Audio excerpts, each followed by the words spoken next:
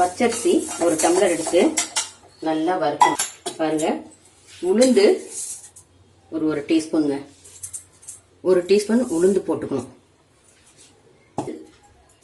இவ்வளவு கூட தேவையில்லை.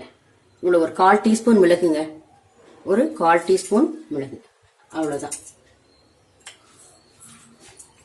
இந்த அரிசி, உளுந்து, இந்த மிளகு இதை தாங்க நம்ம வறுத்து வச்சுக்கிட்டு இந்த பொரி குழம்புக்கு போடுறது. மற்ற எந்த குழம்பு தண்ணி ஆயிட்டா கூட, காரக்குழம்பு எதுவா இருந்தாலும் இந்த பொடியை போட்டோம்னா குழம்பு திக்காயிடும். இதை வறுத்து மிக்சியில நைஸா பொடி பண்ணி வச்சுக்கணுங்க. நல்லா ஆற வச்சு பொடி பண்ணி வச்சுக்கணுங்க. பொரி குழம்புக்கு இந்த பொடி தான் நாங்க யூஸ் பண்ணுவோம். நம்ம ஒரு வீடியோல சொல்லியிருந்தேன் பொரி குழம்பு பொடி போடுறேன்னு, அதுக்குன்னே இது காமிக்கிறேன் பாருங்க. இது இருந்துச்சுன்னா கையில எல்லா குழம்புக்குமே நீங்க யூஸ் பண்ணி